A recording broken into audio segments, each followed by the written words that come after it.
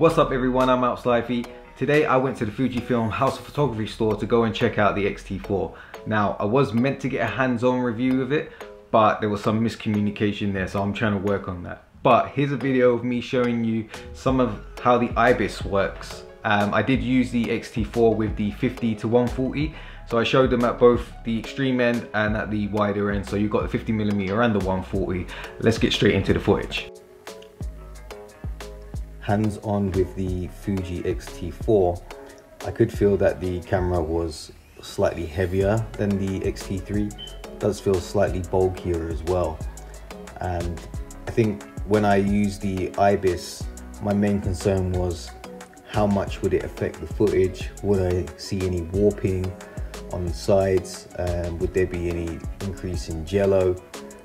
And I can see an effect on how the image is perceived once you shake it around. Like as you can see here, it's relatively stable. And I don't know if the X-T4's rolling shutter is worse than the X-T3's, but when I've used the X-T3, I haven't noticed much jello.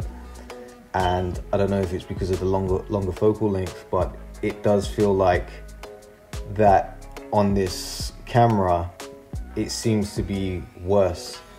And this is a pre-production camera, pre-production firmware and all of that malarkey, but I don't know. When I was there and I was using it, I just didn't feel like the image was quite the same. It felt very floaty, which is obviously one of the perks. But as you can see here, like it takes a long time for the image to straighten up. And yeah, I don't know. If you were shooting something like wildlife and stuff, then this might be a problem for you. It's almost like an A7S in the way that the image takes a while to catch up. I didn't like any of the digital IS or the IS boost modes. They work excellent when your image is static, which, you know, for me, that's where it would be the most usable and I could see the benefits of that. The moment you move the camera, yeah, I don't know, it's just a bit weird. I couldn't put my finger on it. And when I tested out, you know, from the 140mm length and then going on to the 50mm, which will be coming up soon, you sort of, I don't know, there's something that wasn't quite right for me. And I think that needs to be not taken to heart straight away. I guess that you could say, you know, give them time to update the camera. There might be some kinks and stuff, you know, who knows what's going on here, and who knows what, like how far these cameras had been produced close to the final product.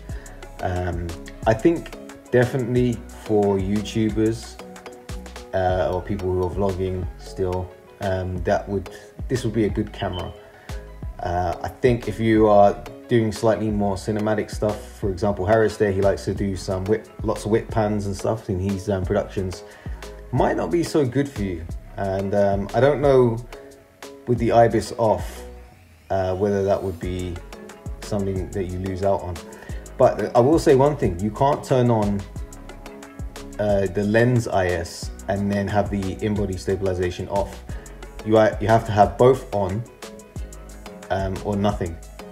And that to me was a big problem, because lens IS, and the guy was explaining to me that, you know, the lens IS, you know, is basically the same as the in-body, but to me it's completely different. So yeah, I do think with IBIS turned on, it is usable and it is good.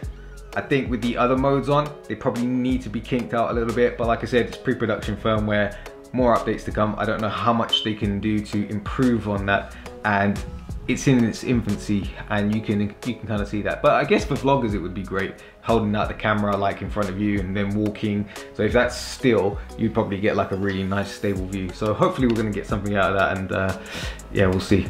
So if you want to see that hands-on review, please hit subscribe, like, comment down below, and I will see you again next time. Peace out.